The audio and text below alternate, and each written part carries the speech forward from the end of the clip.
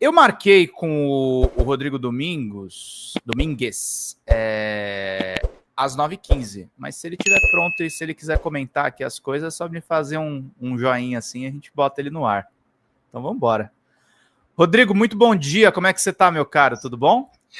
Bom dia, Pedro, eu tô bem, vocês conseguem me ouvir? Consigo te ouvir bem, parabéns pela estante aí atrás, tem desde o diabinho do Carlos Ruas até o logo da Game Genesis, um cutulo na sua cabeça, como é que é esse negócio aí? São alguns mimos que eu dou para mim mesmo, vêm aqui direto da Rússia, outros aqui do Brasil, né? Tem aqui o Você tem gatinho. família na Rússia? Não tenho. Eu tenho só uma curiosidade grande com a cultura russa. Legal. Rodrigo, como é que você está vendo essa situação de a gente ter um deputado votado por São Paulo que vive em Miami, na Flórida, e pede para o Trump invadir o Brasil? Olha, é aquilo que você mencionou, né? Na política não existem heróis e as pessoas não entendem a política como ela deve ser feita. O próprio Bismarck, ele falava, né, que as pessoas dormirão melhor se não souberem como salsichas e políticas são feitas. Bom, para começo, eu vejo, sim, como um movimento de conspiração contra o país. Uhum. Né, contra a democracia brasileira em si, que é um movimento que esse grupo tem orquestrado, né, desde o início de 2022. Né? Eles perceberam que a situação não estava favorável para eles e começaram, né, provavelmente um pouco antes disso, a gente tem que ver como que vão se desenrolar as investigações. Mas isso se encaixa muito bem com a forma como o Brasil está se desenvolvendo dentro da política mundial. O Brasil está se tornando um protagonista dentro da política mundial, um protagonismo que sempre esteve dominado pelo Império Norte-Americano e até 92 pela União Soviética. Com a quebra da União Soviética, né, a Rússia começou a perder o protagonismo e os Estados Unidos começou a ganhar muito mais força, né? Inclusive com a implementação do Bretton Woods II, dos petrodólares, né? Uhum. E agora, com a China crescendo, as parcerias comerciais e econômicas entre Brasil, China, Rússia, ou seja, os BRICS, né, surgindo como uma alternativa a esse monopólio comercial que é dominado pelo dólar, os Estados Unidos eles ficam, né, ficam preocupados com a situação e eles começam a agir de uma forma da forma como eles sempre agiram, né? Quando não é evidente que é necessário uma força militar, eles vão agir com a força social, né? O que é comumente chamado aí nos meios de comunicação de soft power, né? Que eles vêm atacando a gente já há muito tempo, né? Com os filmes de Hollywood, rock and roll, jazz, a cultura norte-americana, que é uma coisa muito importante, que inclusive a gente vê esse próprio grupo, né, que está conspirando contra o país, agindo ativamente contra a própria cultura nacional. Uhum.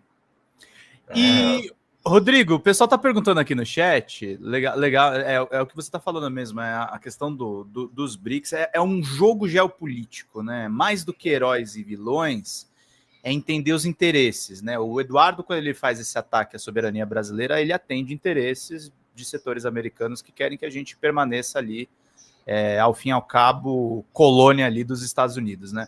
Mas eu quero fazer uma pergunta mais básica. Eu queria que você se apresentasse para o pessoal. O pessoal fala assim, pô, não conheço o Rodrigo. Quem é o Rodrigo? Aproveita, fala do seu projeto. Vamos conversar um pouco sobre isso. Eu tive um certo protagonismo no início da virada do milênio, mas eu me afastei do protagonismo para me dedicar a outras coisas. Eu sou... Nome completo é Rodrigo de Godoy Domingues. Eu sou doutor em Ciências e Filosofia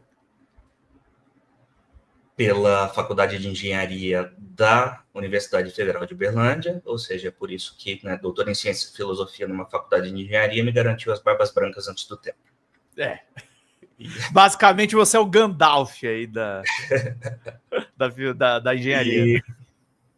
Eu sou bacharel e mestre em Ciências da Computação, pós-graduado em Filosofia pela PUC do Rio Grande do Sul, e hoje eu curso jornalismo para poder dar continuidade ao projeto de doutorado que eu iniciei, que foi uma pesquisa de compreensão sobre jogos no âmbito... Olá, Lilian, você é minha colega de alma mater, formada pela UFO. E é uma continuidade, né, para dar continuidade ao projeto de doutorado, em que eu trabalhei um processo de compreensão de jogos para auxiliar numa definição taxonômica adequada para jogos, né? Ou seja, é conhecer as estruturas, as relações entre as estruturas e as intenções entre as estruturas. E eu acabei identificando que jogos são elementos de comunicação, porém, ao contrário, né, num contexto bastante amplo, né? Ao contrário da linguagem que comunica mensagens, os jogos eles comunicam habilidades. Então, essa é uma questão em que eu resolvi mergulhar e lançar, então, o projeto Gamegeses, né, para desenvolvimento da ludoliteralidade e resgate da ludicidade na sociedade. O Rodrigo, eu chamei ele porque é o seguinte, ele faz parte da Rede Progressista de Games, que é um grupo voluntário que discute política, jogos e tecnologia e inovação. E por conta da participação do Alex Leal, né, gente, que vocês viram aí nessa semana. E o Rodrigo também, você foi um dos fundadores da Abra Games, né, também acompanhou um pouco desse processo. Eu participei da fundação. Depois saiu. Eles tiveram acesso a um documento que eu estava elaborando na época, que era um estatuto para uma sociedade.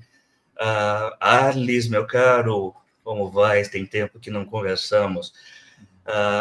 O estatuto que eu estava elaborando, né, para uma sociedade, o que eu chamava de Sociedade Brasileira de Desenvolvedores de Jogos. E a partir desse estatuto, eles começaram a trabalhar a Abra Games, né? Eles tiveram acesso a esse estatuto de uma forma que eu não dei a permissão. Então, a partir daí, eu comecei a me forçar a participar das reuniões da Abra Games. E quando a Abra Games foi fundada, eu estava envolvido com o projeto do Sistema Brasileiro de TV Digital. Isso estava me ocupando um absurdo de tempo, porque era um projeto a nível nacional, né? E eu não pude participar da elaboração de algumas características para a participação da sociedade, da associação. E então a minha empresa acabou não podendo se associar à época, porque mudar as competências, os KNAE das empresas à época não era uma coisa que durava 2, 3 dias como é hoje. Durava semanas, às vezes meses. Então eu acabei ficando de fora da fundação da Abra Games.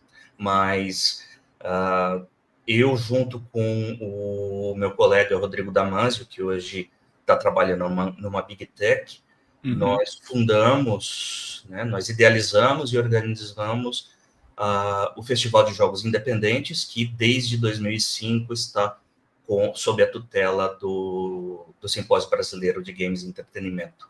Fala pessoal, Pedro Zambarda aqui com vocês da Folha Democrata. A Folha Democrata está sob ataque, meus caros. A gente teve a nossa monetização desativada de uma maneira absolutamente arbitrária do YouTube.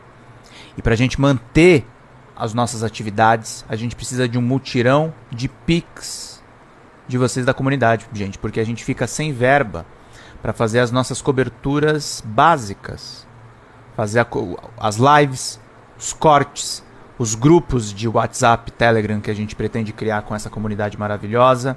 Nós perdemos acesso, por exemplo, vocês que são membros do canal, infelizmente, estão com as suas contribuições paralisadas.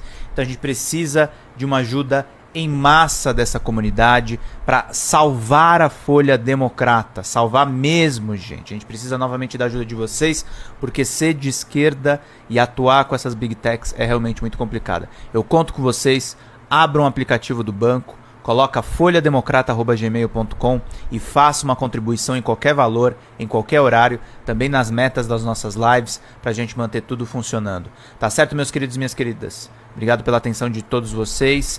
Vida longa e próspera sempre. Vamos combater, vamos manter a Folha Democrata funcionando, porque nós dependemos da comunidade, gente. Até mais. Tchau, tchau.